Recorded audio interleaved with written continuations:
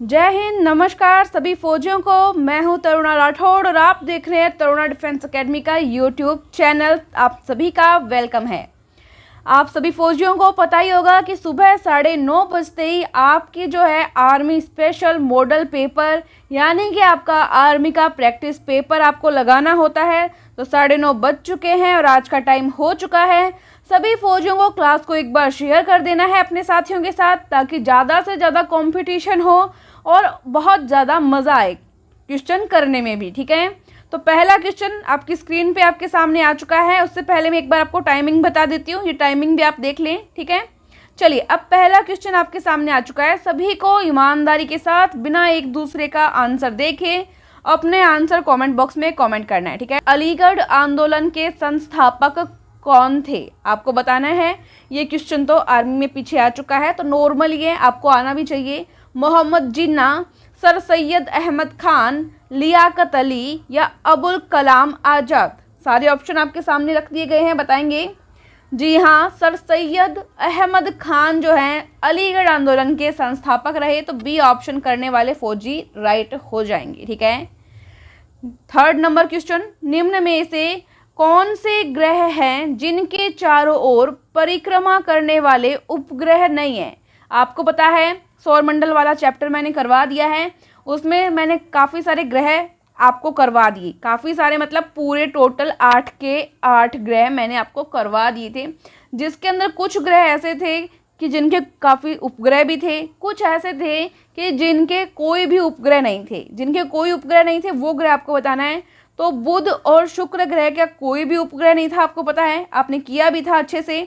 तो B option लगाने वाले साथी क्या हो जाएंगे, राइट हो जाएंगे। टोटल ग्रह अब कौन कितने हैं, 8 हैं। ठीक है, प्लूटो पहले 9वां ग्रह था, लेकिन प्लूटो को अब हटा दिया गया है, तो अब वर्तमान में 8 ग्रह हैं। देखो एक क्वेश्चन था हमारे कि सबसे ज़्यादा उपग्रह कौन से ग्रह के हैं, तो पहले उसका उत्तर बृहस्पति होता था। पहले क्या उत्तर होता था, बृहस्पति। लेकिन वर्तमान में शनि ग्रह के और अधिक उपग्रह, लगभग 20 उपग्रह जो हैं खोजे गए हैं वैज्ञानिकों के द्वारा। तो वर्तमान में बृहस्पति के सबसे ज़्यादा उपग्रह नहीं होंगे, सबसे ज़्यादा उपग्रह किसके होंगे, शनि के होंगे। और मैंने करवाया हुआ है कितने होंगे, तो कमेंट बॉक्स में कमेंट करके आप लोग बताएंगे कि शनि ग्रह के कितने उपग्रह हैं, बृहस्पति के कितने उपग्रह हैं और पृथ्वी के कितने उपग्रह हैं और पृथ्वी के उपग्रह का नाम क्या है। ठीक है, चलिए तो यहाँ पे आपका बी आंसर राइट हो गया था। जिसने सौरमंडल वाली क्लास नहीं देखी वो जरूर देखिए, क्योंकि यहाँ से क्वेश्चन आते हैं। संघ लोक सेवा आयोग के प्रथम अध्यक्ष कौन थे। ऑप्शन है सर रोज बारकर, सर डेविस पैट्री, सर आयर गार्डन, सर FW रॉबर्टसन। जल्दी जवाब देंगे। संघ लोक सेवा आयोग के प्रथम अध्यक्ष सर रोज बारकर थे। ठीक है, बारकर, बारकर भी याद रख लेंगे तो ये भी काफ़ी आपके लिए, पूरा नाम रखने की जरूरत नहीं है आपको, बारकर। चलिए, OIC का विस्तारित रूप क्या है। मैंने बोला था ना फुल फॉर्म वाला क्वेश्चन आता ही है, तो OIC का विस्तारित फुल फॉर्म बताएंगे क्या रहेगी, जवाब देंगे। तो OIC का पूरा नाम होता है ऑर्गेनाइजेशन ऑफ इस्लामिक, एक मिनट यहाँ पे बुक आ जाती है, इसको हम यहाँ रख देते हैं। चलिए, ऑर्गेनाइजेशन ऑफ इस्लामिक कंट्रीज, सभी को दिख रहा है, अब कोई दिक्कत तो नहीं है।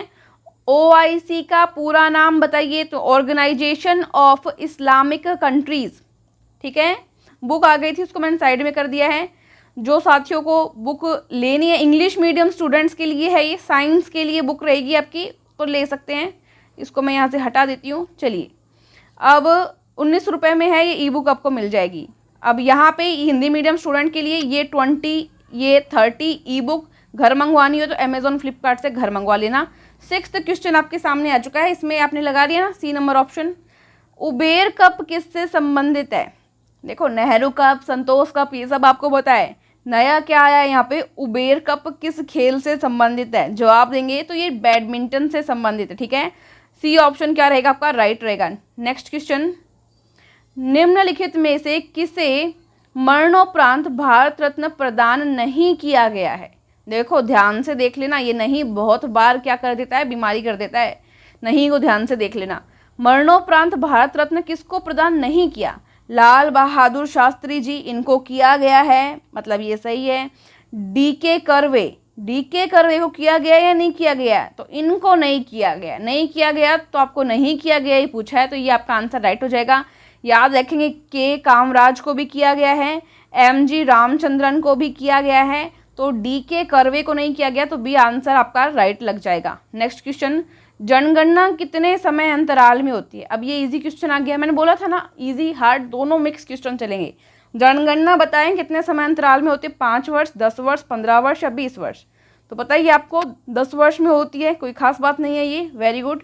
चलिए त्रिशूल क्या है, ये तो सभी फौजियों को पता होना ही चाहिए। त्रिशूल क्या है, सतह से सतह पर प्रक्षेपास्त्र, सतह से हवा में प्रक्षेपास्त्र, या एक टैंक भेदी प्रक्षेपास्त्र, या सतह से सतह पर मार करने वाली मिसाइल। जवाब देंगे।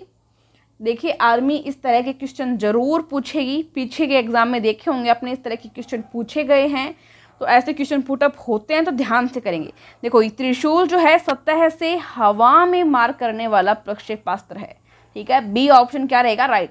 ये सारे मैंने अग्नि मिसाइल्स जो है, त्रिशूल है, सभी मैंने जो अपनी ग्रीन वाली बुक है ना उसमें एक पेज पे एक साथ दिए हुए हैं, तो ग्रीन बुक से पढ़ लेना आप लोग, ठीक है। बी आंसर यहाँ पे आपका राइट लग जाएगा। भारत की सीमा किस देश के साथ सबसे लंबी लगती है, ये भी इजी क्वेश्चन है, इंपॉर्टेंट भी है, बार बार आता भी है एग्जाम में। तो बांग्लादेश, पाकिस्तान, चीन, नेपाल, जल्दी से बता देंगे तो ये बांग्लादेश रहेगा इसका राइट आंसर जो है, कोई दिक्कत ही नहीं है इसमें, तो सोचने वाली बात ही नहीं है। नेक्स्ट क्वेश्चन जल्दी करेंगे, थोड़ा 50 क्वेश्चन है। भारत में वोट देने की न्यूनतम आयु क्या है, न्यूनतम आयु आप बताएंगे वोट देने की, 16, 18, 21, 22, तो 18 है, ऑप्शन की जरूरत नहीं, इतना इजी क्वेश्चन। हमारे देश का संवैधानिक नाम क्या है, संवैधानिक नाम आपको बताना है, भारत, हिंदुस्तान, आर्यावर्त, भारत अर्थात इंडिया। यहाँ पे भी भारत आया है लेकिन पूरी व्याख्या कहाँ पे है, भारत और इंडिया दोनों शब्द लिए गए हैं, तो ठीक है यहाँ पे डी ऑप्शन क्या लग जाएगा आपका, राइट लग जाएगा, भारत अर्थात इंडिया, ठीक है। चलिए ये इंडस नदी के किनारे था इसलिए इसको इंडिया कहा गया, ठीक है। नेक्स्ट क्वेश्चन, निम्न में से किसको विश्व की लघु संसद भी कहा जाता है, विश्व की लघु संसद। ऑप्शंस हैं संयुक्त राष्ट्र महासभा, संयुक्त राष्ट्र सुरक्षा परिषद, संयुक्त राष्ट्र न्याय परिषद, या संयुक्त राष्ट्रीय आर्थिक एवं सामाजिक परिषद। ऑप्शन सामने आ चुके हैं आपके, तो इतना कुछ पढ़ने की ज़रूरत ही नहीं थी। अगर एक बार भी आपने संयुक्त राष्ट्र महासभा वाला टॉपिक पढ़ा है तो उसमें स्टार्टिंग में ही फर्स्ट टॉपिक में आपको मिल जाता है कि इसको विश्व की लघु संसद भी कहते हैं। तो संयुक्त राष्ट्र महासभा, ए ऑप्शन आपका क्या लग जाएगा, राइट लग जाएगा। नेक्स्ट क्वेश्चन, दश कुमार चरितम नामक पुस्तक के लेखक कौन है, पुस्तक के लेखक, पुरस्कार और ट्रॉफी, यहाँ से क्वेश्चन आते ही आते हैं तो याद रखेंगे। दश कुमार चरितम, कालिदास, सूरदास, तुलसीदास या दंडी। जवाब देंगे जल्दी से। तो दश कुमार, देखो ऐसे याद रख लेना, द से, ठीक है, और यहाँ पे द से, तो दंडी जो है यहाँ पे राइट आंसर रहेगा, दंडी राइट आंसर रहेगा, ठीक है, दश कुमार चरितम का। चलिए नेक्स्ट क्वेश्चन, सांख्य दर्शन के प्रवर्तक कौन है, सांख्य दर्शन के, महर्षि गौतम, महर्षि वशिष्ठ, महर्षि कपिल या महर्षि वाल्मीकि। जवाब देंगे तो महर्षि कपिल जो हैं वो सांख्य दर्शन के प्रवर्तक हैं, तो यहाँ पे सी ऑप्शन आपका राइट हो चुका है। जीके के क्वेश्चन फौजियों आपके कंप्लीट हो गए हैं, अब आपकी जो चलेगी जीएस चलेगी, क्या चलेगी, जीएस चलेगी। ईमानदारी के साथ एक बार आप मुझको बता देंगे कि 15 में से कितने क्वेश्चन सही हुए आपके, ताकि मुझको भी पता लगता रहे, क्योंकि कुछ नए क्वेश्चन भी आपको देखने को मिले होंगे। सेम ही सेम बार बार चीज़ करते जाना भी कोई नई बात नहीं होती है, उसमें कोई मज़े वाली बात नहीं है। तो कुछ क्वेश्चन, 2-3 क्वेश्चन यहाँ पे हमेशा हर चीज़ में नए लेने ही ज़रूरी हैं। बाकी पीछे के एग्जाम से आप ले सकते हैं, कोई दिक्कत नहीं है, पर नया भी करना है। तो अब जीएस का चलेंगे। चलिए, न्यूटन के गति का कौन सा नियम जड़त्व व्याख्या करता है, जड़त्व की व्याख्या करता है, इनर्शिया, इनर्शिया को कौन सा न्यूटन का लॉ समझाता है वो आपको बताना है। First law, second law, third law या इनमें से कोई भी नहीं। आपको पता है न्यूटन का नियम पढ़ा था, मैंने पढ़ाया भी था कि कोई भी वस्तु हो वो अगर स्थिर है तो वो अपनी स्थिर अवस्था में ही बनी रहेगी। अगर कोई वस्तु किसी निश्चित वेग से गतिमान है, चल रही है, तो उसी वेग से गतिमान होती रहेगी जब तक कि उन दोनों पर कोई बाह्य बल नहीं लगा दिया जाए, ठीक है। कोई बॉल है, वो बॉल पड़ी रहेगी जब तक उस पर कोई फोर्स नहीं लगी, ठीक है। या कोई व्यक्ति कोई पहिया मान लो, कोई पहिया जो है वो लुढ़क रहा है, कोई पहिया क्या हो रहा है, लुढ़क रहा है, वो लुढ़कता रहेगा अगर जब तक हम उसको रोके नहीं या सड़क का उस पर घर्षण बल नहीं लगे, ठीक है। तो ये जो नियम होता है, कोई वस्तु अपनी जो अवस्था है उसी अवस्था में बने रहना चाहती है, यही होता है जड़त्व का नियम, ठीक है। न्यूटन का पहला नियम था ये। कौन सा नियम था? पहला। तो ए ऑप्शन राइट कर देंगे। आप सभी को आता भी होगा, बहुत ही होशियार हो आप सभी, वेरी गुड। चलिए क्वेश्चन नंबर 17 पे चलते हैं। स्प्रिंग को अपनी सामान्य लंबाई पर वापस लौटने के लिए लगने वाले बल को क्या कहते हैं? स्प्रिंग जो है इस तरह की होती है ना, स्प्रिंग देखी होगी आपने बचपन में, अपने इसको दबाने का ट्राई भी करते थे, इस पर फोर्स लगाते थे, फिर ये एक बार तो बहुत पास पास आ जाती थी लेकिन फिर वापस अपनी अवस्था में चली जाती थी, ठीक है ना। स्प्रिंग देखी होगी आपने। तो उस पर जो ये बल लगता है, ये बल कौन सा होता है ये आपको बताना है, ठीक है। ऑप्शंस चलो मैं देती हूँ आपको। विभव बल, गुरुत्व बल, गतिज बल या प्रत्यास्थ प्रत्यानयन बल। तो ये डी ऑप्शन आपका करेक्ट हो जाता है। प्रत्यानयन बल यहाँ पे कार्य करता है, ठीक है। इलास्टिसिटी का गुण होता है, मतलब जो प्रत्यास्था होती है कि किसी चीज़ को कितना ही आप बढ़ा दिए और फिर वो वापस अपनी जो है प्रारंभिक अवस्था में आने का प्रयास करती है, ठीक है। एक क्वेश्चन आता है, बहुत सारे स्टूडेंट जो है गलत कर देते हैं, क्योंकि कई बार क्या होता है टीचर भी गलत पढ़ा देते हैं, क्योंकि टीचर का भी अपने टीचर से गलत पढ़ा हुआ होता है, तो ऐसी एक फ्लो चलता आता है, ठीक है। तो ये मैंने थोड़ा देखा है ध्यान से, हो गलती किसी से भी हो सकती है, मुझसे भी हो सकती है, हो भी जाती है कई बार, बट क्या है आप लोगों को मिल के सुधार करना है। आप मुझे बताएंगे, मैं आपको बताऊंगी, तो इस तरह से सुधार होता चलेगा। अब देखिए, मैं क्वेश्चन बता रही थी कि सबसे ज़्यादा प्रत्यास्थ पदार्थ कौन सा है, सर्वाधिक प्रत्यास्था वाला पदार्थ, सर्वाधिक प्रत्यास्थ पदार्थ कौन सा है बताएंगे। अब इस क्वेश्चन में ऑप्शन आपको मिलेगा, पहला ही पहला ऑप्शन मिलेगा रबर, ठीक है, रबर मिलेगा, कांच मिलेगा, स्टील मिलेगा, प्लास्टिक भी मिल सकता है, प्लास्टिक भी मिल सकता है, और एक आपको मिलेगा क्वार्ट्ज। क्या मिलेगा? क्वार्ट्ज।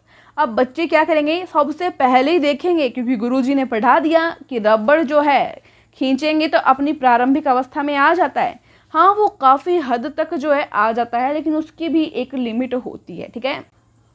तो यहाँ पे जो ऑप्शन देखेंगे हम, ऑप्शन के अकॉर्डिंग, अगर ऑप्शन में क्वार्ट्ज दिया है ना, तो क्वार्ट्ज वहाँ पे राइट आंसर लगेगा। सबसे ज़्यादा जो प्रत्यास्थ पदार्थ होता है क्वार्ट्ज होता है, ठीक है। ये मैंने ग्रीन वाली बुक में क्वेश्चन दिया भी है, ताकि स्टूडेंट को कन्फ्यूज़न नहीं रहे, वो लोग समझ जाएँ, ठीक है। क्वार्ट्ज नहीं हो उस केस में आप कहीं और जा सकते हो, ठीक है, लेकिन यहाँ पर आपका क्वार्ट्ज रहेगा और ये ऑप्शन में आपको ज़रूर मिलने वाला है, ठीक है। चलिए, यहाँ पे डी ऑप्शन आपका 17वें क्वेश्चन में राइट हो चुका है। नेक्स्ट क्वेश्चन, किसी हवाई जहाज की ऊंचाई मापने के लिए प्रयुक्त उपकरण है।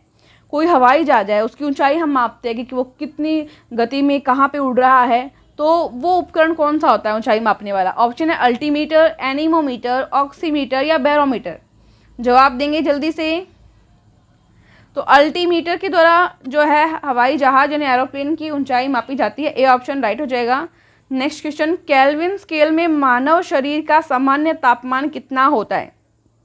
देखो, मानव शरीर का जो तापमान होता है ना, एक तो जैसे ये प्रकृति का मतलब नेचर का जो टेम्परेचर रहता है, सामान्य ताप बाहर का रहता है, उसके अकॉर्डिंग जो है मनुष्य का तापमान भी कुछ 5-10 सालों में शरीर का जो टेम्परेचर है वो चेंज होता रहता है, कुछ थोड़े हद तक, ऐसा वैज्ञानिकों ने जो है शोध किया है। तो यहाँ पे अभी आपको बताना है मानव शरीर का तापमान केल्विन में 290 केल्विन, 300 केल्विन, 310 केल्विन या 320 केल्विन। जवाब देंगे। फ़ारेनहाइट में तो आपको पता ही होगा, सेल्सियस में पता होगा, तो पहले तो कमेंट करके बता दो, क्योंकि ये तो पीछे 2-3 बार आ चुका, फ़ारेनहाइट और केल्विन में तो पूछा जा चुका। एक बार कमेंट करके बता दो, करवाया हुआ है आपको कि कितना जो है केल्विन और फ़ारेनहाइट में रहेगा, कमेंट करके बताएंगे। और अब बताइए केल्विन में यहाँ पे राइट आंसर क्या होगा? केल्विन में राइट आंसर क्या होगा बताएंगे, जल्दी बताइए। तो केल्विन में हो जाएगा आपका 310। क्या हो जाएगा? 310। चलो, बहुत बढ़िया। नेक्स्ट क्वेश्चन, आँख के रेटिना पर बना प्रतिबिंब होता है, किस प्रकार का होता है, उसकी नेचर क्या होती है, प्रकृति क्या होती है आँख के रेटिना पर बने प्रतिबिंब की? ऑप्शन है वास्तविक और उल्टा होता है, सीधा खड़ा और वास्तविक होता है, आभासी और सीधा होता है, और बढ़ा हुआ और वास्तविक होता है। ऑप्शन आपके सामने आ गए। तो देखो, आँख के रेटिना पर जो प्रतिबिंब बनता है, जो इमेज बनती है, आप कोई भी वस्तु देखते हो ना, उसकी इमेज यानी उसका जो फोटो होता है वो आपका आँख का एक भाग होता है जिसको आप बोलते हो रेटिना, उस पर आपकी इमेज बनती है, ठीक है। और वो इमेज क्या होती है, वास्तविक होती है, और क्या होती है, उल्टी होती है वो इमेज। और हमारा दिमाग क्या करता है, उसको हमें सीधा दिखाता है, ठीक है।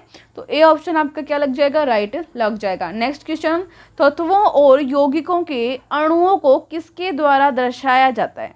कोई भी तत्व या यौगिक है, उसके अंदर आपको पता है अणु होंगे, मॉलिक्यूल्स होंगे, उसको किसके द्वारा दर्शाते हैं, रासायनिक सूत्र के द्वारा, इलेक्ट्रॉन की मौजूदगी मतलब कितने इलेक्ट्रॉन्स हैं, या न्यूट्रॉन कितने हैं, या इनमें से कोई भी नहीं, ठीक है। जवाब देंगे तो आपको पता ही है, साइंस पढ़ते हो आप, रासायनिक सूत्र के द्वारा दिखाते हैं। केमिकल फॉर्मूला होता है हर चीज़ का, जैसे जल है नॉर्मल सा फॉर्मूला, तो जल का भी रासायनिक सूत्र होता है, केमिकल स्ट्रक्चर होता है इसका H2O, ठीक है। तो रासायनिक सूत्र के द्वारा, केमिकल फॉर्मूला के द्वारा। नेक्स्ट क्वेश्चन, एनटीपी पर किसी भी गैस के 1 ग्राम अणु, 1 ग्राम अणु का मतलब 1 मोल, ठीक है, समझ गए, 1 ग्राम अणु मतलब 1 मोल का आयतन कितना होता है, ठीक है।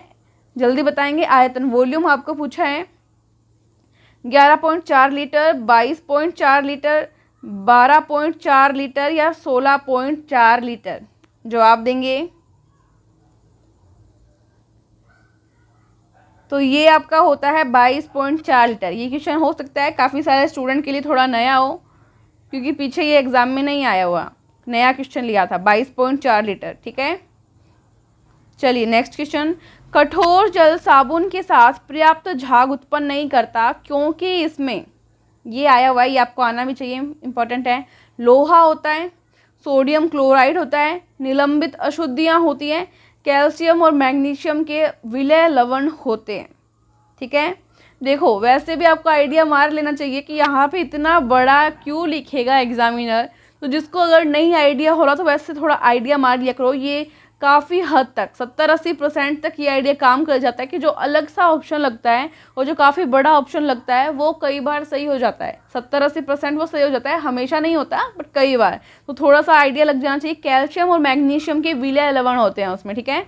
तो डी ऑप्शन आपका क्या रहेगा, राइट रहेगा। इसीलिए जो कठोर पानी होता है, हार्ड वाटर होता है, उसके अंदर जो साबुन होता है पर्याप्त झाग नहीं दे पाता, और जो अशुद्धि है कपड़े वगैरह उसमें होते हैं तो वो प्रॉपर नहीं निकल पाती। उसके लिए फिर हम सर्फ यूज़ करते हैं, अच्छी क्वालिटी का सर्फ यूज़ करते हैं, ताकि वो जो है गंदगी निकाल सके कपड़ों में से, ठीक है। डी ऑप्शन क्या रह जाएगा आपका, राइट रह जाएगा। नेक्स्ट क्वेश्चन, विरंजक चूर्ण का रासायनिक सूत्र क्या है। विरंजक चूर्ण का ऑप्शन आपके सामने सारे हैं, जल्दी से बता देंगे। मैं ऑप्शन नहीं पढ़ रही, आप लोगों को पढ़ना है ऑप्शन, जल्दी से पढ़ दीजिए। हाँ, वेरी गुड। CaOCl2, CaOCl2 क्या हो जाएगा, विरंजक चूर्ण का सूत्र हो जाएगा, ठीक है। सी ऑप्शन आपका क्या रह जाएगा, राइट रह जाएगा। चलिए, बेसेमर प्रक्रिया का उपयोग किस में होता है। बेसेमर प्रक्रिया का उपयोग किस में होता है। देखो, हमने इजी क्वेश्चन भी कर लिए हैं, हार्ड क्वेश्चन भी कर लिए हैं। ऐसा नहीं हो कि सिर्फ इजी करते रहें, पेपर में कुछ हार्ड क्वेश्चन आ गए तो फिर इधर उधर एक दूसरे का मुंह देखें, या फिर क्लासरूम में लगी खिड़कियों को काउंट करते रहें। ऐसा करते हैं फिर बहुत बच्चे जब क्वेश्चन नहीं आते हैं। तो हमें हर तरह के क्वेश्चन के लिए प्रिपेयर रहना है, कितना ही चाहे हार्ड आ जाए कितना ही ईजी आ जाए, हम करके आ जाएंगे, ठीक है। तो बताएंगे बेसेमर प्रक्रिया का उपयोग किस में होता है। क्रोमियम, इस्पात, नाइट्रोजन, एल्यूमिनियम। तो ये जल्दी से बताएंगे, ये इस्पात में होता है, ठीक है, इस्पात। बी ऑप्शन राइट हो गया। निम्नलिखित में से किसके काटने से मलेरिया रोग होता है। मलेरिया रोग, ये तो ऑप्शन की जरूरत ही नहीं है, पता ही आपको, मादा एनाफिलिस जो मच्छर होता है उसके काटने से होता है। ए ऑप्शन राइट हो जाएगा। निम्न में से कौन सा रोग मच्छरों से होता है। मलेरिया, फाइलेरियसिस, डेंगू बुखार या ये सभी। अब आपको पता ही है, ये नाम नया होगा आपके लिए, लेकिन मलेरिया और डेंगू का तो पता है आपको, मच्छर से होता है। मतलब ये दो राइट है, मतलब ये सभी वाला तो होना ही चाहिए, ये भी मच्छर से होता हुआ, तो ऐसे आइडिया लगा लिया करो। नेक्स्ट क्वेश्चन, मछली किसकी सहायता से सांस लेती है। वेरी वेरी इजी क्वेश्चन, कई बार एग्जाम में आ चुका। गिल्स की सहायता से, गिल्स यानी गलफड़ों की सहायता से सांस लेती है। नेक्स्ट क्वेश्चन, निम्नलिखित में से प्रोटीन कौन सा है। प्रोटीन, स्टार्च, प्राकृतिक रबर, सेल्यूलोज या ऊन। अच्छा क्वेश्चन है, जवाब देंगे प्रोटीन। तो जवाब देंगे सभी स्टार्च, प्राकृतिक रबर, सेल्यूलोज, ऊन। देखिए, ये क्वेश्चन जो है थोड़ा सा हार्ड लेवल का भी है, और थोड़ा सा इसमें ऑप्शंस के अकॉर्डिंग करें तो हमें ध्यान देना चाहिए कि स्टार्च और सेल्यूलोज जो है इनमें पाया जाता है कार्बोहाइड्रेट मुख्य रूप से, ठीक है, कार्बोहाइड्रेट के स्रोत हैं ये, ठीक है, कार्बोहाइड्रेट्स के स्रोत हैं ये। और यहाँ पे बात करें ऊन की, तो ऊन के अंदर यहाँ पे जो है प्रोटीन की मात्रा पाई जाती है, प्रोटीन की ऊन में। और साथ में एक रेशा होता है जिसको हम रेशम कहते हैं, रेशम, ठीक है, रेशम में भी, रेशम जो है वो भी प्राकृतिक प्रोटीन से बनता है, प्राकृतिक प्रोटीन से बनता है, ठीक है। और ऊन भी, ठीक है, ऊन भी जो नेचुरल ऊन होती है, सिंथेटिक ऊन नहीं जो कि संश्लेषित करके फैक्ट्रीज में बनाई जाती है, नए नए धागों के द्वारा जो धागे भी कृत्रिम रूप से बनाए जाते हैं, वो ऊन की बात नहीं कर रही। जो नेचुरल ऊन होती है, नेचुरल प्राकृतिक ऊन जो होती है, उसमें भी प्रोटीन की मात्रा पाई जाती है। तो एक तरह से यहाँ पे जो है मुझे लगता है कि डी आंसर करेक्ट होना चाहिए, लेकिन आप लोग भी इस पर आपकी जो रिसर्च है वो रिसर्च करके बता सकते हो, ठीक है। मैंने काफ़ी जगह इसको सर्च किया तो मुझे यहाँ पे डी ऑप्शन मुझे राइट लगा, तो डी ऑप्शन मैं यहाँ पे करेक्ट समझती हूँ मेरी तरफ से। और आप लोग भी आपके विचार जो है रख सकते हैं। स्टार्च और सेलुलोज में जो मैंने देखा तो वहाँ मुझे पाया कि कार्बोहाइड्रेट्स के मुख्य स्रोत होते हैं, और प्राकृतिक रबर में ये इतना नहीं होगा। और ऊन यहाँ पे जो है, इसमें मैं प्राकृतिक ऊन को कह सकती हूँ, प्राकृतिक ऊन हुआ, रेशम हुआ, ये प्रोटीन के स्रोत हो सकते हैं, ठीक है। 30 नंबर क्वेश्चन पे अब हम आते हैं। शर्करा को यकृत किस में बदल देती है? शर्करा को, ठीक है, यकृत जो है आपकी लीवर जो है वो किस में चेंज कर देती है, बताना है आपको। ग्लूकोज, सेल्यूलोज, ग्लाइकोजन या सुक्रोज? जवाब देंगे। हाँ, तो शर्करा को यकृत जो है वो ग्लाइकोजन में कन्वर्ट कर देती है। किस में कन्वर्ट कर देती है? ग्लाइकोजन में। सी ऑप्शन क्या हो जाएगा आपका? राइट हो जाएगा, ठीक है। चलिए, अब आपके साइंस के क्वेश्चन समाप्त हो चुके हैं। जवाब देंगे सभी कि कितने क्वेश्चन जो हैं आपके राइट हुए, ठीक है, कितने क्वेश्चन राइट हुए साइंस में, जवाब देंगे। अब यहाँ पे आपके सामने आ चुका है मैथ का क्वेश्चन, क्वेश्चन नंबर 31। सर आज बिजी हैं तो मैंने सोचा मैं ही मैथ करवा देती हूँ, कोई बात नहीं, साथ मिलके हम लोग कर लेंगे। Question number 31। अमित एक बार रेलगाड़ी से मेरठ से दिल्ली जा रहा था, ठीक है, अमित जा रहा था, कोई बात नहीं, जाने दो। वह रेलगाड़ी के कंपार्टमेंट में एक पुरुष और 5 महिलाओं से मिला। प्रत्येक महिला की गोद में एक बच्चा था। उस कंपार्टमेंट में कुल कितने व्यक्ति थे? ठीक है, चलो ये तो हो गया, मान लो अमित, ये कौन है? अमित है, ठीक है। अब वो किस किस से मिला? यहाँ पे दिया हुआ एक पुरुष, वहाँ पे क्या था? एक पुरुष था, ठीक है, ये एक क्या हो गया? पुरुष हो गया। फिर महिला कितनी थी? 5 महिला थी, चलो 5 महिला मान ली। और प्रत्येक की गोद में क्या क्या, कितना कितना बच्चा था? एक एक बच्चा था, मतलब कि 5 क्या हो गए? बच्चे हो गए। तो 5 5 10 और 1 11, तो टोटल 11 लोग होने चाहिए कम, ठीक है, टोटल कितने लोग होने चाहिए? 11 लोग होने चाहिए। उस कंपार्टमेंट में कुल कितने व्यक्ति थे? तो 11 तो ये हो गए कुल व्यक्ति, और इसमें टोटल कैसे आएगा? एक अमित भी तो रह गया आपका, तो अमित भी इसके अंदर क्या कर दोगे? ऐड कर दोगे। तो अब आपको पूछा है कुल, मतलब अमित के साथ ही आपको बताने की कुल कितने हुए। तो 11 और 1 कितना हो जाएगा आपका? 12। सी ऑप्शन क्या हो जाएगा आपके लिए? राइट हो जाएगा। अमित को मत भूल जाना, क्योंकि अमित भी तो था साथ में। चलिए, बहुत बढ़िया, बहुत बढ़िया। चलिए, सी ऑप्शन आपका क्या हो जाएगा? राइट हो जाएगा। नेक्स्ट क्वेश्चन पे चलते हैं। ये कौन सा क्वेश्चन आ गया? 32। 2 PM को कैसे लिखा जाएगा? 2 PM को 12 बजे तक का तो आपको पता ही है, ठीक है, 12 बजे तक का आपको पता है, नॉर्मल रहता है। 12 बजे के बाद में 1 और 2 कितना हो गया? 13 और 14। 12 के बाद में 2 ही तो जोड़ना है, मतलब 13 और 14 कितना हो गया? अब 14 आ गया, ठीक है, मतलब 2 बजे रेलवे टाइम एक तरह से आपको पूछा है, तो डी ऑप्शन क्या लग जाएगा? राइट लग जाएगा। बहुत ईजी था, रीजनिंग का क्वेश्चन एक्चुअली। रीजनिंग स्टार्ट हो गई, इसके बाद में मैथ आएगी। नदी में सदैव होता है, नदी में सदैव क्या होता है? प्रवाह, नाव, जल और घाट। देखो, जल सूख सकता है, लेकिन नदी में एक तरह से क्या रहता है? प्रवाह जरूर रहता है, ठीक है। तो यहाँ पे ए ऑप्शन क्या रह जाएगा आपका? राइट लग जाएगा, ठीक है, ए ऑप्शन राइट लग जाएगा। चलिए, नेक्स्ट क्वेश्चन। निम्नलिखित विकल्पों में से भिन्न शब्द चुनिए। अलग शब्द चुनना है। बीज गणित, गणित, रेखा गणित या त्रिकोणमिति, ठीक है। ये एल्जेब्रा आपकी, मैथ्स, रेखा गणित यानी ज्योमेट्री आपकी, और ट्रिग्नोमेट्री, ठीक है। अब आपको पता है बीज गणित, रेखा गणित और त्रिकोणमिति जो है गणित की शाखा होती है, तो ये तो हो गई गणित की शाखा। तो गणित अपने आप में पूरा विषय, तो गणित इनसे क्या हो गया? अलग हो गया ना, क्योंकि ये अपने आप में पूरा विषय। तो बी ऑप्शन क्या हो गया आपका? राइट लग गया। ये काफ़ी इजी सा क्वेश्चन था जो कि आपकी रीजनिंग में है। निम्नलिखित में से जो विकल्प दिए हैं, विकल्पों में संबंधित शब्द को चुनिए। संबंधित शब्द को आपको चूज करना है। 5 और 30 के अंदर संबंध देख लो, वही संबंध 7 का यहाँ पे निकालोगे तो आपका आ जाएगा। 5 और 30 में क्या संबंध है, देखो 5 की आप क्या करो, स्क्वायर करो। 5 की क्या करो, स्क्वायर करो, और उसके अंदर 5 जोड़ दो। 5 की स्क्वायर करोगे तो कितना आ जाएगा, 25। 25 प्लस 5 कितने हो गए, 30 आ गया ना। ऐसे ही क्या करो, 7 की स्क्वायर करो। 7 की स्क्वायर करो, फिर इसमें 7 जोड़ दो। 7 की स्क्वायर करोगे 49।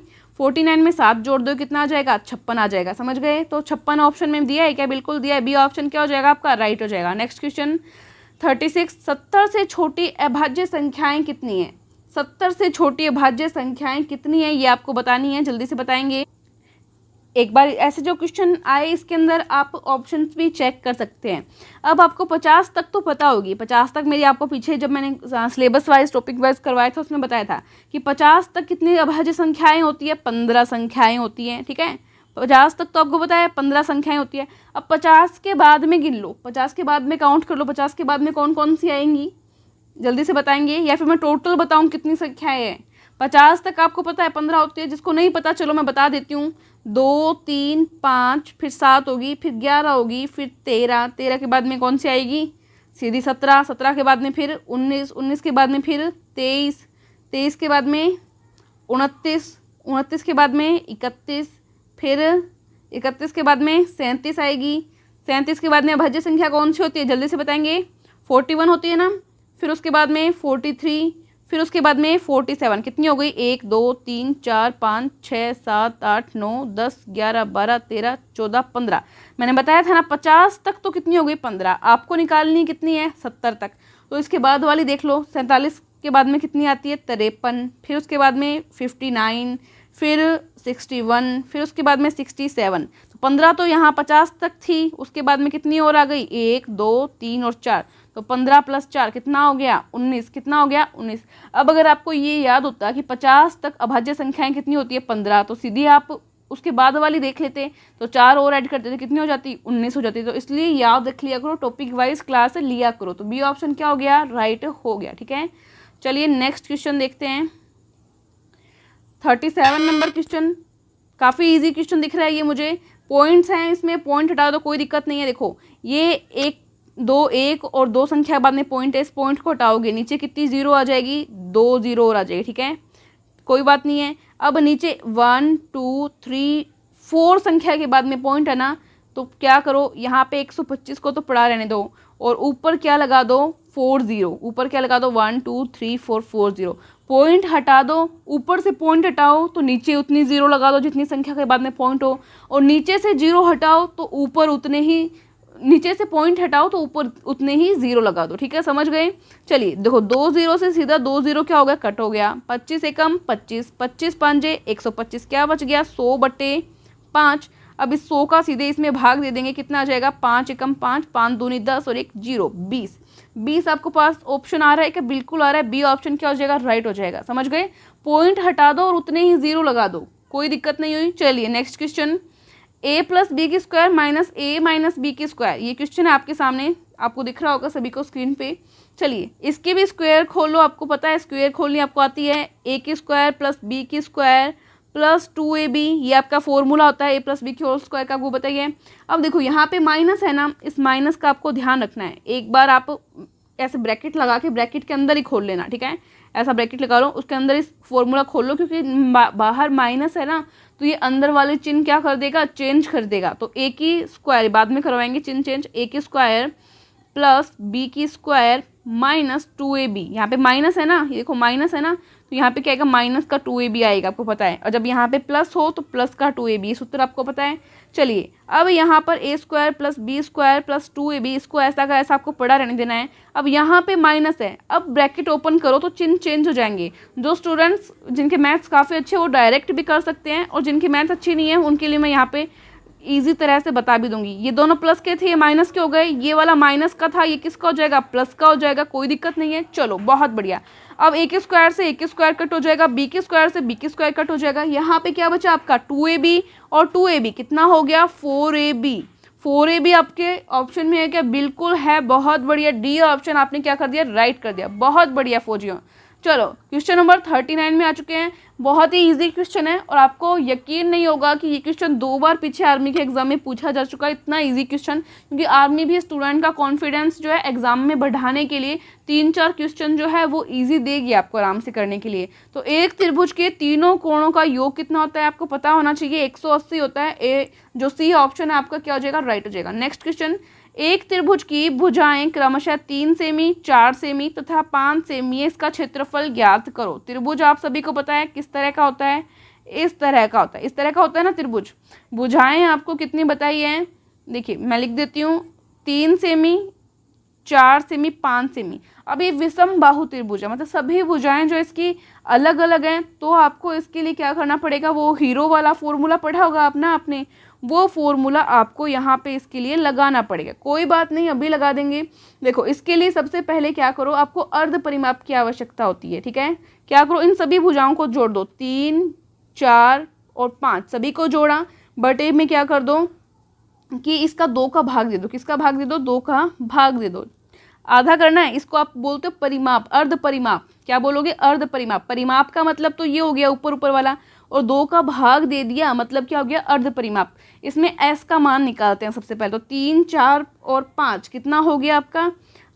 4 और 5 9, और ये आपका हो गया 12। कहाँ पे लिख देंगे? यहाँ पे लिख देंगे 12। ठीक है, 12 लिख दिया। अब आपका नीचे क्या है? यहाँ पे 2 दिया है, तो यहाँ पे 2 दो और इसको क्या कर दो? काट दो। तो यहाँ पे क्या आ गया? 6। एस का मान कितना आ गया आपका? 6 आ गया आपका।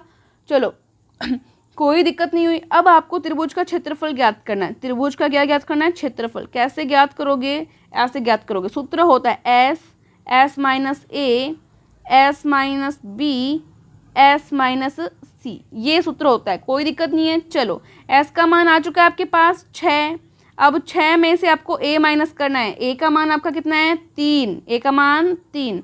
फिर वापस एस, एस में मतलब 6 माइनस बी का मान कितना है? 4। मैं इजी बता रही हूँ, आप जिसको डायरेक्ट आता है वो स्टूडेंट डायरेक्ट कर लेना। एस का मान 6 और यहाँ पे 5। ठीक है, सी का मान 5। चलिए अब यहाँ पे वापस 6 पड़ा है।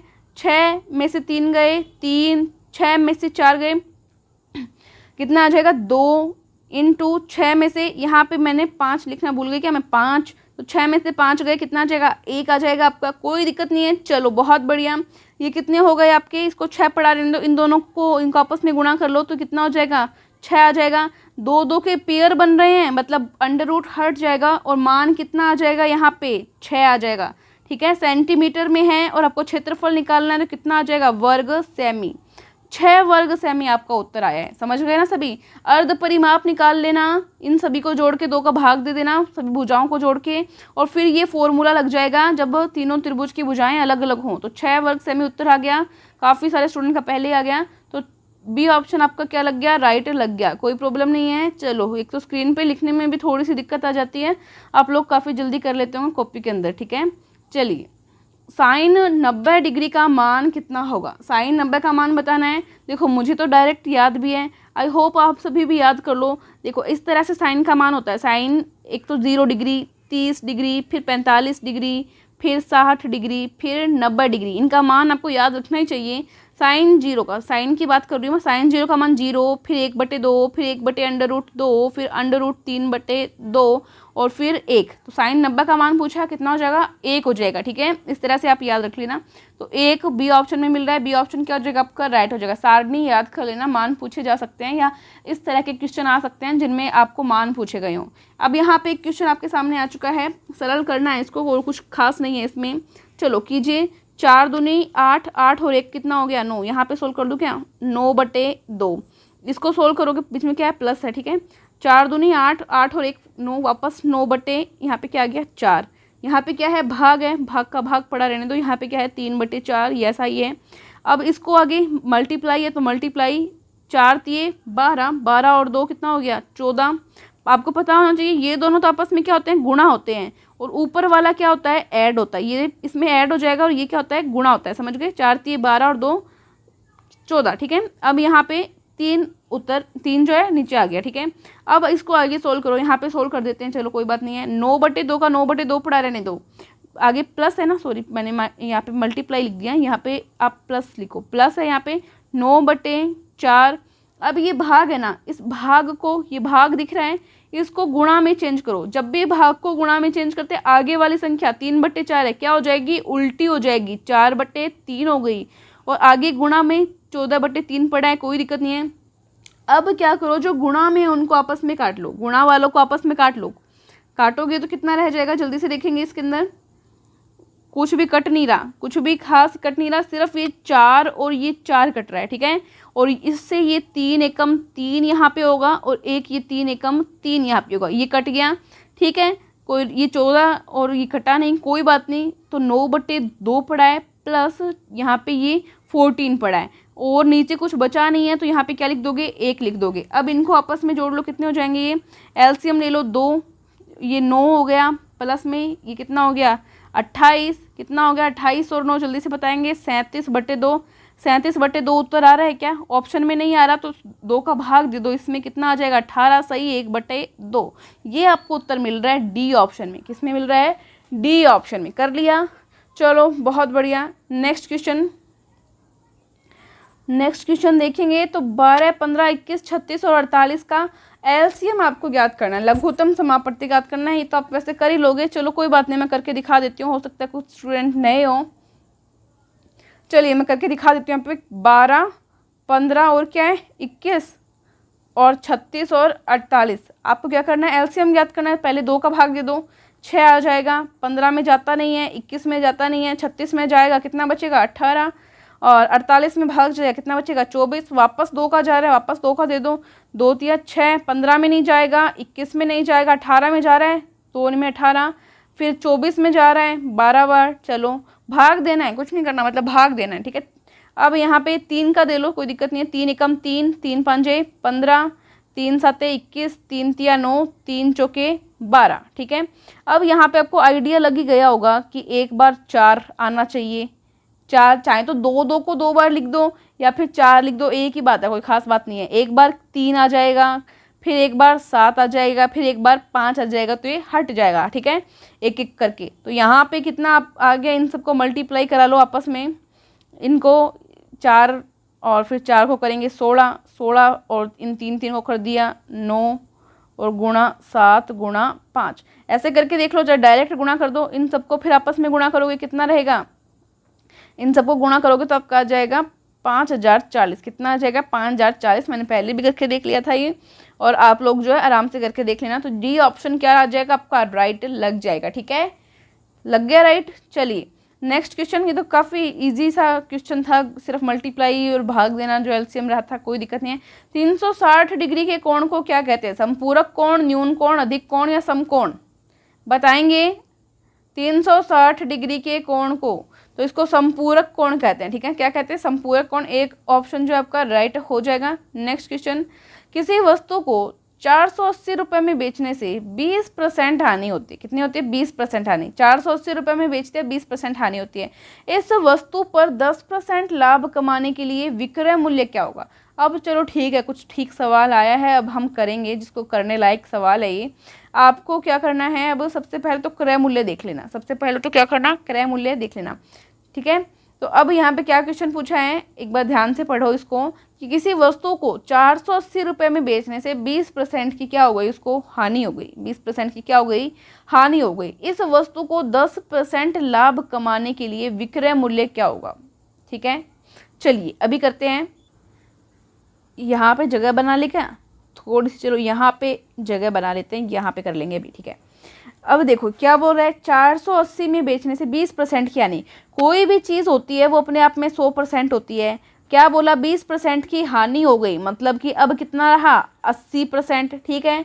तो देखो क्रय मूल्य क्या मान लो, x मान लो, x का 80% कितना हो गया, अगले ने दिया है 480 बराबर 480, ठीक है, बेसिक है बिल्कुल। का मतलब गुणा 80 का 80% का मतलब बट्टे में 100 बराबर 480, काट लो 0 से 0, x बराबर 480, 10 यहाँ पे भाग में, इधर जाके गुणा में, 8 यहाँ पे गुणा में, इधर आके भाग में, इसको काट लो, 8 छिके 48, x बराबर 600, x बराबर क्या आ गया 600, ठीक है, 600 आ गया। अब ये क्या बोल रहा है कि 10% का लाभ कमाना है। 10% का लाभ, मैंने क्या बताया, कोई चीज़ अपने आप में 100% होती है, 10% का लाभ कमाओगे, कितनी हो गई 110%।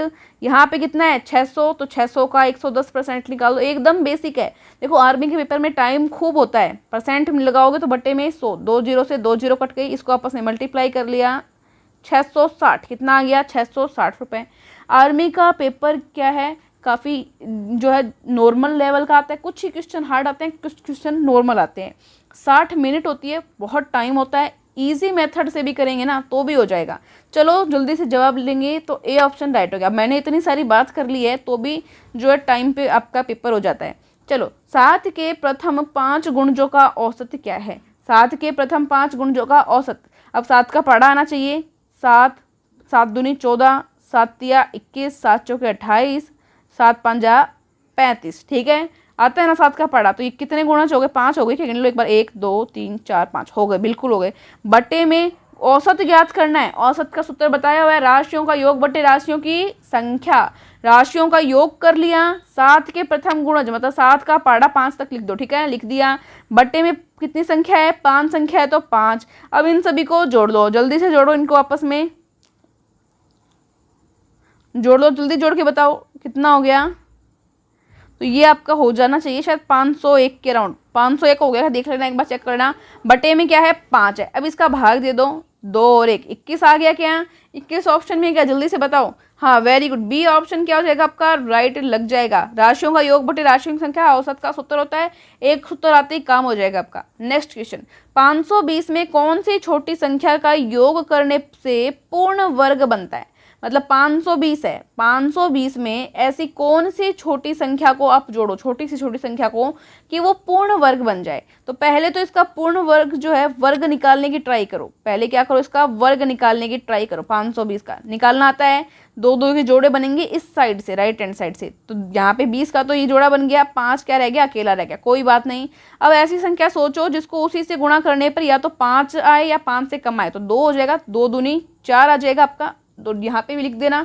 अब ये दोनों आपस में जुड़ जाती है, ठीक है, 2 और 2 कितना आ जाएगा यहाँ पे 4। अब इसको आप माइनस करना है आपको, 5 में से 4 माइनस किया 1 आ गया, आगे पूरा जोड़ा एक साथ उतारना है। भाग में तो एक एक संख्या उतारते थे और वर्गमूल में क्या होता है, पूरा जोड़ा एक साथ उतर जाएगा, 120 आ गया। अब यहाँ पे सोचो कि क्या संख्या लिखें, यहाँ पे क्या संख्या लिखें कि क्या आ जाए, उसको वापस मल्टीप्लाई करें तो यहाँ पे 120 आ जाए या 120 से छोटा आ जाए, ठीक है। इस तरह से हम क्या करते हैं, वर्गमूल करते हैं। लेकिन हमें यहाँ पर क्या देखना है कि योग करने से, क्या करने से, योग करने से, जब ये योग का नाम आ जाए ना, तब आपको क्या देखना होगा कि इससे जस्ट बड़ी, क्या जस्ट बड़ी संख्या आपको नीचे लानी होगी, तभी आपको पता लगेगा कि क्या ऐड करेंगे तो आपका जो है पूर्ण वर्ग बन जाएगा, ठीक है। तो यहाँ पे मैं जस्ट सोचती हूँ 3, क्या सोचा मैंने 3, अब ये 43 हो चुका है, 43 दिख रहा है ना सभी को, कितना हो चुका है 43। नॉर्मली करते हैं हम वर्गमूल तो छोटी संख्या देखते हैं या फिर उसके बराबर देखते हैं, लेकिन यहाँ पे क्या पूछा है, योग पूछा है, तो जस्ट बड़ी देखेंगे। तो 43 यानी कि इसको यहाँ 3 से, 43 को 3 से गुणा करोगे, 43 129 होता है। इनमें अंतर देखो कितने का है, अंतर इनमें देखोगे तो कितने का है, 9 का है, कितने का है 9 का, मतलब 9 और जोड़ दें, 9 और जोड़ दें तब क्या हो जाएगा, ये पूर्ण वर्ग बन जाएगा। कैसे बन जाएगा, क्योंकि 9 और जोड़ते ही ये 529 हो जाएगा, कितना हो जाएगा 529, जो कि पूर्ण वर्ग संख्या है। तो आपका कौन सा ऑप्शन राइट हो जाएगा, बी ऑप्शन राइट हो जाएगा। बहुत सारे लोग जो है आराम से कर भी लिया होगा, समझाने में स्क्रीन पे लिखने में थोड़ा सा टाइम लग जाता है, कोई बात नहीं। चलो जल्दी से 48 नंबर क्वेश्चन कर दो जल्दी से। यदि किसी धन पर 4% वार्षिक दर से 3 वर्ष का ब्याज 210 रुपये हो तो वह धन कितना था।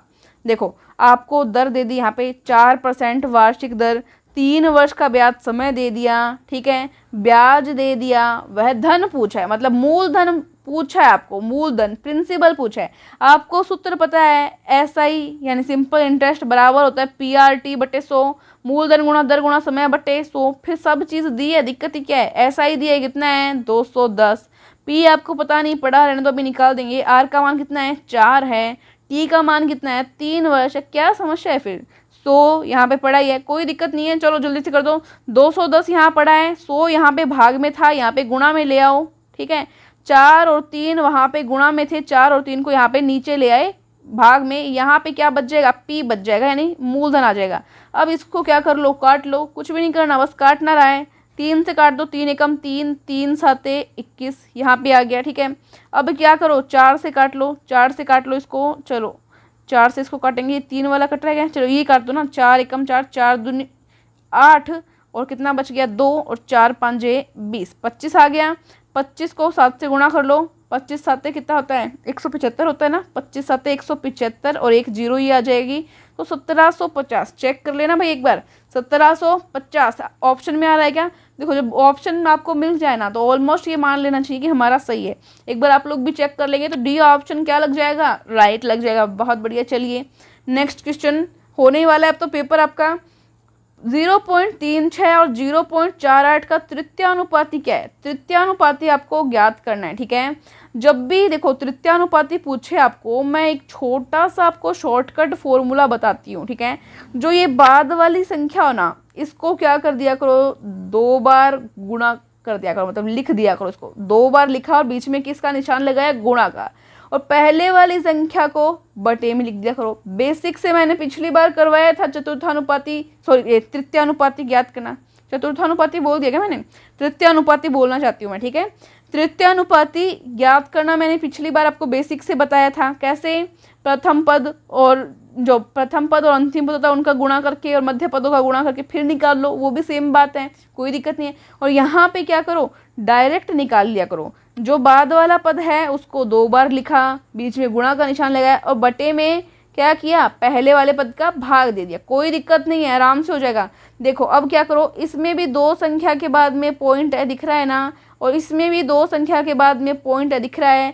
पॉइंट से पॉइंट उड़ा दो, उड़ाओ इसको, उड़ा दिया, कोई दिक्कत नहीं है। अब ऊपर क्या बचा, 0.48 बचा, और क्या बचा, नॉर्मल 48 बचा, और यहाँ पे क्या बचा, 36 बचा।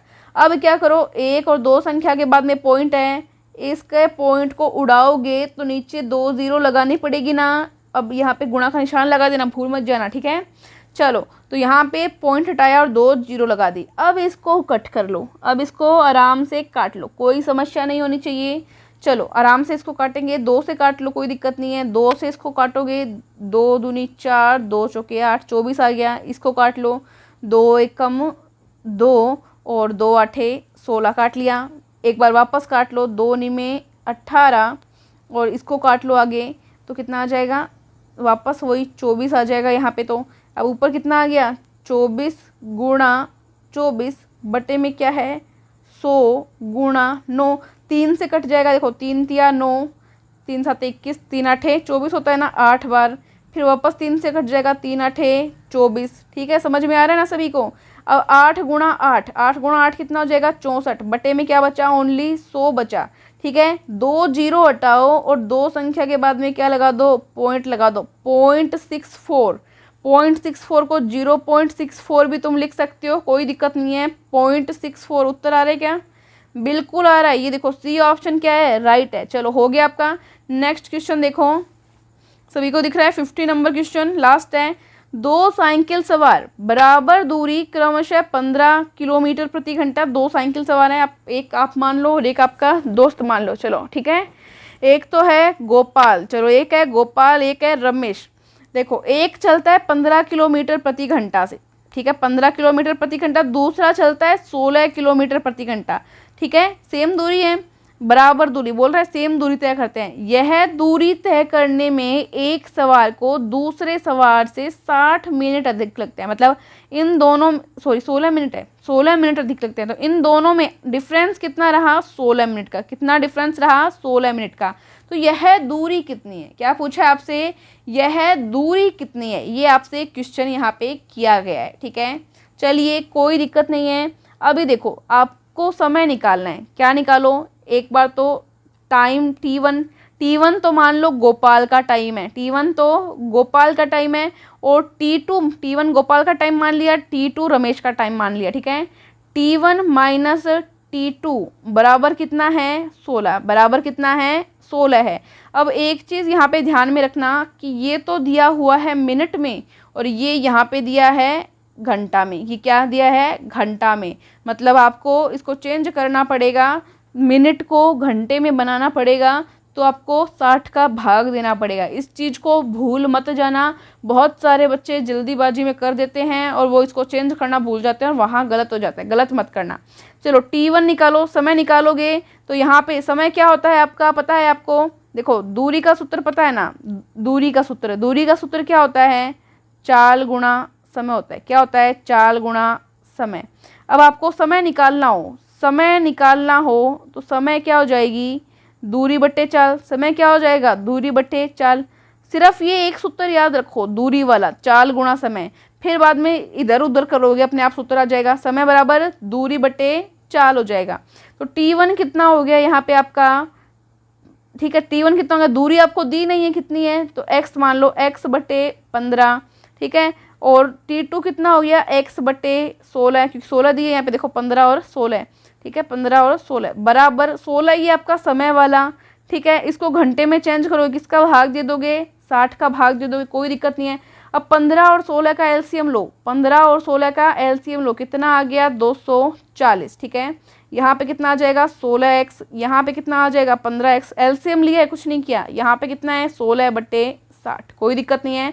16x में से 15x गया, x बट्टे में 240 बराबर 16 बट्टे 60 कर लिया, कोई दिक्कत नहीं हुई हमें। चलो x का मान निकालना है आपको, तो बाकी सबको उधर पटक दो, कोई दिक्कत नहीं है। 240 इधर भाग में था, इधर जाए किस में आ गया, गुणा में आ गया।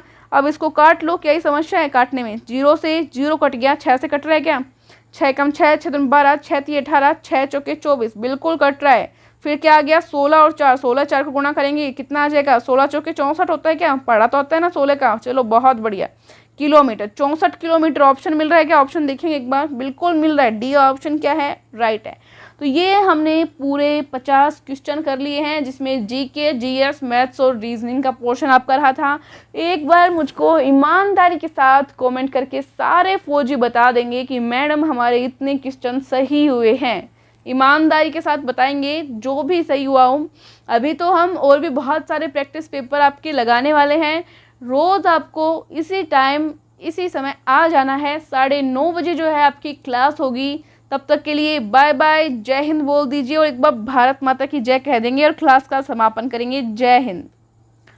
और एक बात मैं भूल गई, अभी रुकना, क्लास को शेयर करने में कंजूसी मत करना, क्लास को शेयर कर देना, बार बार आपको बोलना भी नहीं पड़े। Thank you so much, bye.